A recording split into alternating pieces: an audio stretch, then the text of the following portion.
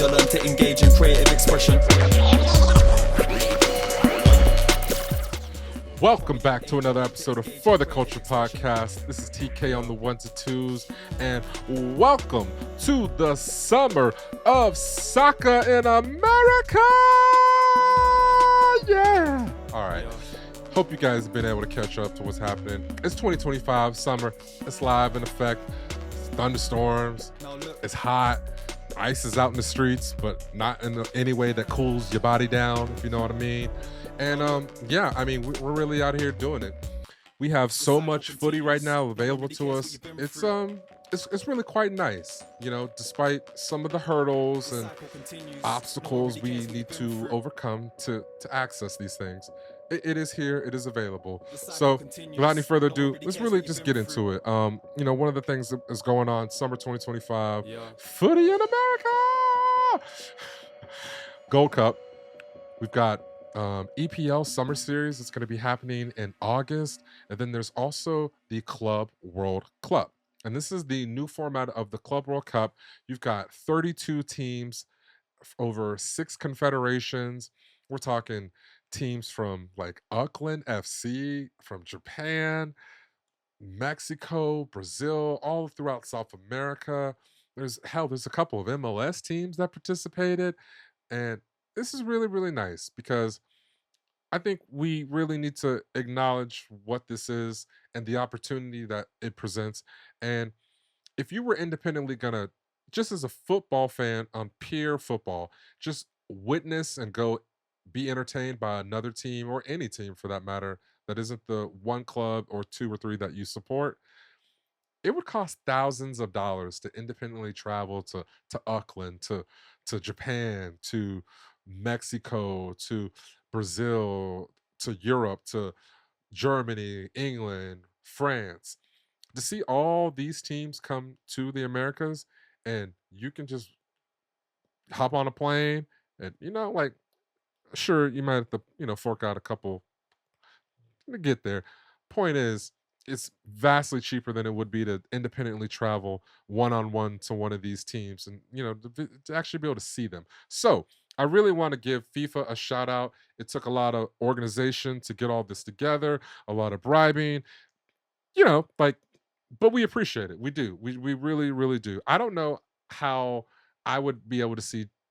I think I've seen Chelsea 3 times in the last 3 months, which is kind of crazy. Um, in person, I've seen, and that's between me going to Europe and here in America. Full transparency. I've also seen Chelsea come to America or in America in the last 3 years consecutively. So this is a real rare opportunity. I'm gonna go see Borussia Dortmund, and I'm gonna go see PSG, and who else? I mean, like, this is really, really rare opportunity, and I just don't want it to be lost because FIFA did a thing here, and despite all the other stuff, we can appreciate putting this tournament together and making it accessible to some degree. Now, some other things that we do want to talk about in terms of the accessibility. The ticket prices for this tournament to get in is kind of outrageous. Some tickets are $150, 120, $230, and these are going to be like 200 level, 300 levels tickets. Actually, for the match I went to, the very first one, the ticket I had was for the 300 level. They couldn't sell that out, so they moved everyone down to the 200 level. And that's another issue. You've priced out the tickets so that your target audience has been priced out. If there was a family of 4, like myself, a family of 6 or larger, you expect them to pay $120 a ticket? And sure, I get it. It could be a once in a lifetime opportunity to see Kylian Mbappe, you know, like, great, we get it. But we don't want to have to like come out a whole paycheck or half a paycheck just to have that experience. And granted, that would be if one of the stadiums were like lucky enough to be in your own town. That's not including like travel costs to get to Charlotte or drive to New York or fly to go Miami or wherever else these other stadiums are. But Some of you guys are very, very fortunate. You live in the town where the stadium is. The access is there for a bit cheaper, and that's a beautiful thing. But the ticket pricing is outrageous, and it's now gotten to the point where FIFA is they got egg on their face. I've seen so many stadiums that are completely empty, and I'm talking for all the teams.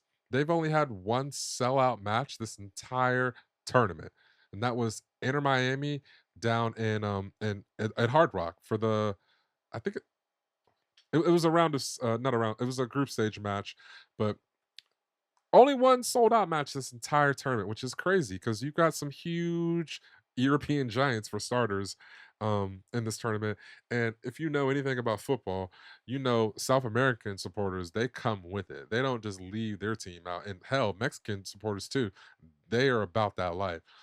I say all that to say, we're not seeing the huge waves of groups of people that we normally do in these type of situations. But it is there. You can get tickets for cheap if you want to do it. Buy your ticket the day of. I've seen ticket prices go from 150 down to 90, down to 70. So if you really, really want to get to this match and be in the building, all you need to do, just wait it out, watch the ticket depletion on an app or website of your choice, and you can get that ticket for marginally cheaper than they originally advertised it for. Another issue that we're seeing with this tournament. It's taking place here in the summer in America. And if anybody knows America in the summer, you know that there are tons and tons of thunderstorms. So that is something that the supporters have to deal with. A lot of these stadiums, the very 99% majority of them, don't have any coverings over the entirety of the field. So fans and supporters and the players are all susceptible to weather. So, for example, I'll get into later, there was a crazy rain delay for one of these matches. And don't be surprised if you're trying to go to one of these matches in the World Cup for next year, 2026, it's going to rain at some point in time. There will be a game delay for thunderstorms. So I'm putting it out there. You should know about it because it is going to happen and you shouldn't be shocked. All that being said, let's really get into the meat. All that being said, let's really get into the nitty gritty of this. And we have the round of 16. We're gonna go and line these up for you. And real quick before we do that, if you have like predictions, picks for this tournament, make sure that you drop them in the comments. Let us know who your favorite team is, who you favor to win the tournament, or just any of that banter. If you think somebody's picks are just whack, let me know. My picks might be whack. But that being said, here's what we have currently for the round of 16. We got Palmeiras versus Botafogo, Benfica versus Chelsea, Inter Milan versus Flamingo, Manchester City versus Al Hilal, PSG versus Inter Miami, Flamingo versus Bayern Munich, then Real Madrid versus Juventus, and lastly Dortmund versus Monterrey. So some of these matches were kind of crazy, not even gonna lie. Like some of these matches got pretty wild, honestly. The Palmeiras Botafogo match, that one had a red card at the very end. Palmeiras, I didn't know they were going to pull it out. I wasn't thinking that they could do it. Botafogo had played strong in all of their previous matches, and I was kind of rooting for them. Um, Now we have Palmeiras, who honestly that goal they won this match 1-0. They put in a great effort, and that goal was it was the combination of from a mathematical standpoint of just pure effort and will to put the ball across the line. So I implore everyone to watch the replays on all of these matches. But that one was particularly special, being two Brazilian teams, and you can just feel that energy. That being said, Palmeiras will be going up against the winner of the Benfica Chelsea match. That match, winner being Chelsea. But it didn't come easy. That match had a rain delay, as I was mentioning earlier. Some of the things that people are going to have to, deal with for these tournaments being in the summer, there was a rain delay, and Chelsea honestly dominated the game for that the majority of that match. They dominated. They're camped out in Benfica's half, but you get to the 85th minute, Chelsea are up 1-0, and Benfica get the craziest luck of all and lightning strikes. They call the match off. 2 hours later, they get back on the field and they have 5 minutes of regular time to play. Guess what happens? PK for Benfica. Angel Di Maria, being the legend that he is, buries it. Now it's 1-1, and these two teams are going to extra time. After that, Chelsea said, okay, we're done playing with you. And they waxed poetic, to say in the least. And the final score for that was 4-1. So shout out to my Blues. So we have Palmeiras and Chelsea for the first quarterfinal matchup. Little interesting factoid on there.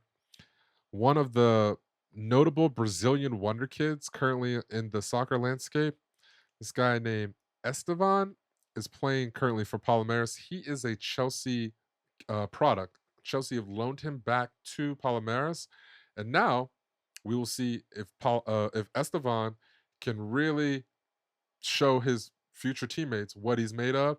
So that's going to be a great battle. Look forward to seeing him take on Reece James and that right with that left wing position, attacking that right back spot. So hopefully we get to see some good fireworks in that one. Moving on, we have Inter Milan versus Fluminense, and man, I don't even know what to think about this one because it was like Inter Milan pulled up to the battle, the gunfight, and they didn't even have a knife on them. Like I was really kind of rooting for Inter Milan, being more of the European heavyweight and all, and they had zero gas in the tank. I don't know what other analogy you really need to use here, but Fluminense, when they scored in the 3rd minute of this match, when I say I was shocked, I was shocked. And then when they went on to score again in the second half and completely shut out Inter Milan, not one half, but two, for 2 halves, shut this team out. So big up to Fluminense. Big up to Thiago Silva. We see you out there. Man's like 39 years old and in impeccable shape. I'm 39 for the record. The man is out there doing the thing. So big shout out to Thiago Silva. We have Fluminense going on to the quarterfinal and against the winner of the Manchester City versus Al Hilal matchup. Now, Manchester City, we all know who they are. They are the current holders of this tournament cup. So they won this competition most recently. And there's a little bit of an honest for Pep to go out there and do it again. Show us that you're really a great squad, a great team. And this match was played at 9 p.m. Eastern, in Eastern side of the United States. And when I say everybody woke up to a shock who didn't watch this match, they woke up to a shock because everyone thought Man City was going to ride this one, coast right through. Yeah, Al Hilal won. They took it to extra time, 3-3, and then scored the winning goal. 4-3 was the final score. Manchester City, the current holders of the Club World Cup, gone. Cry more, Pep. So we really have a nice bit of parity here.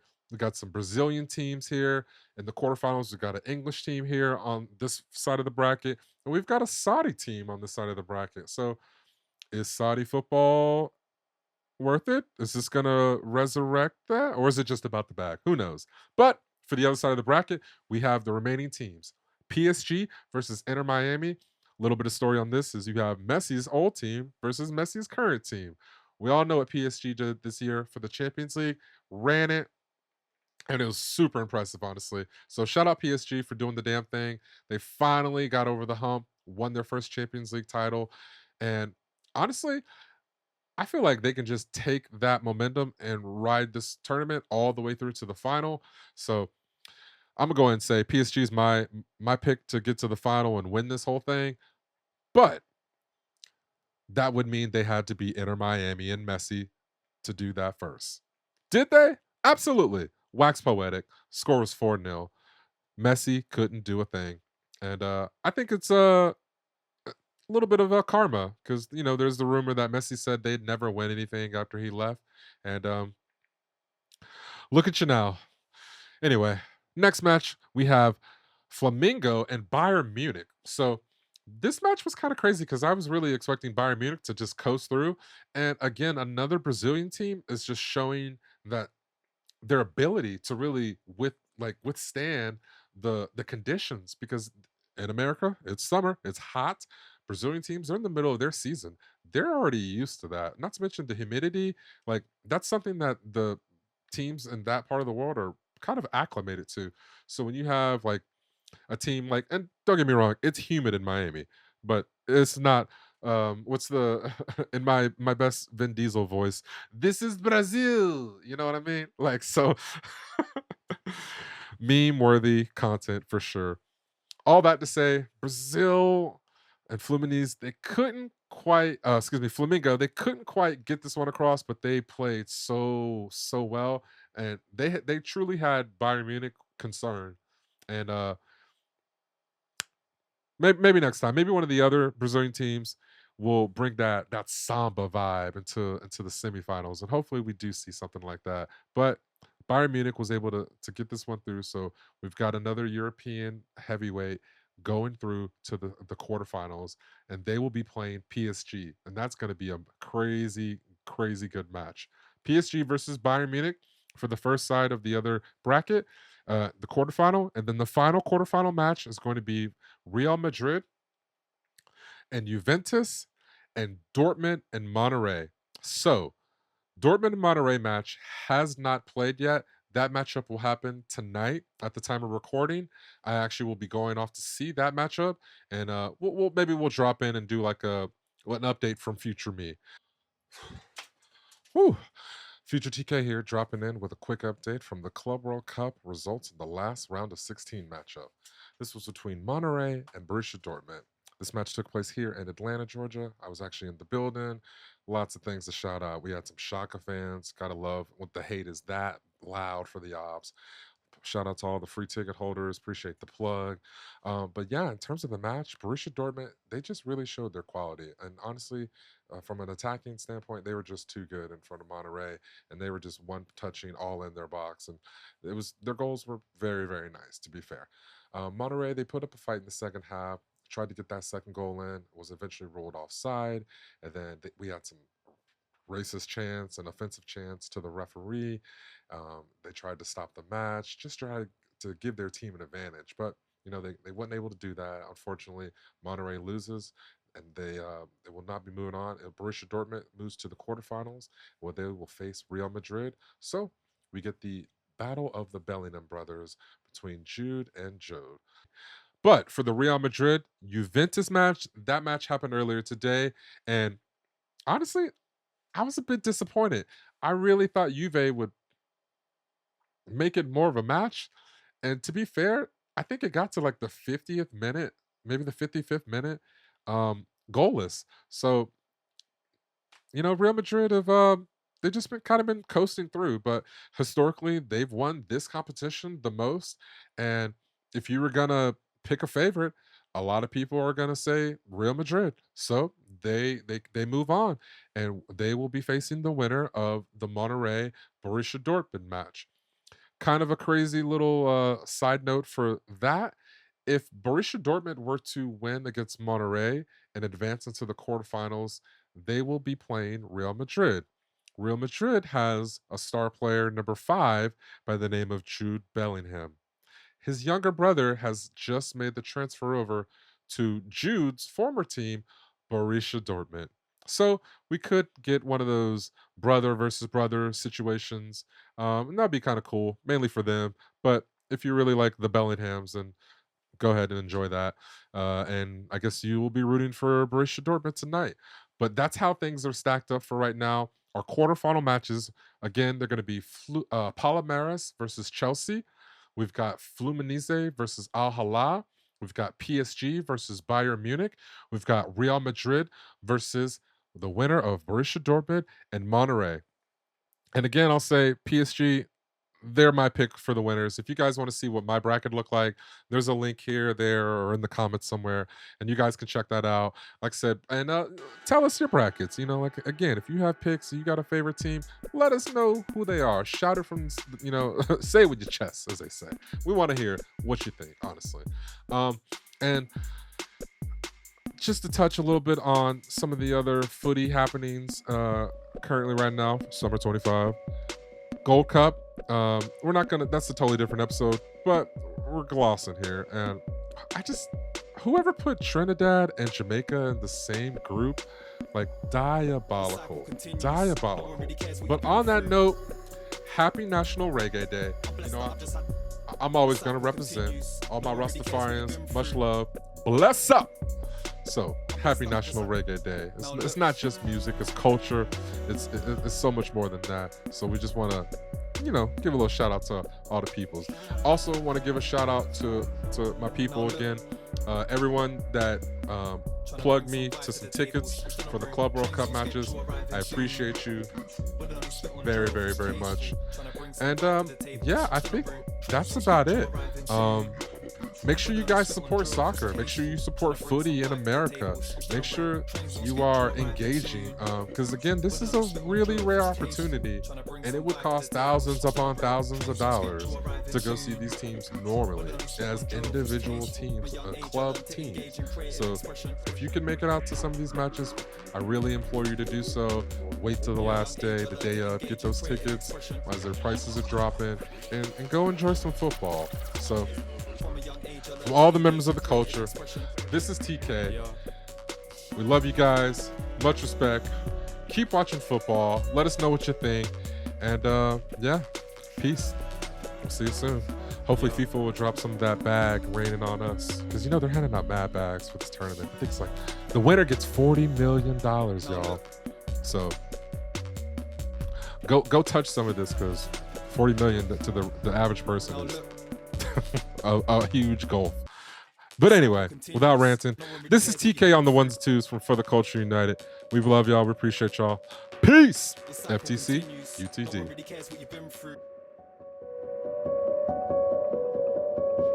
The cycle continues. No one really cares what you've been through. Yeah.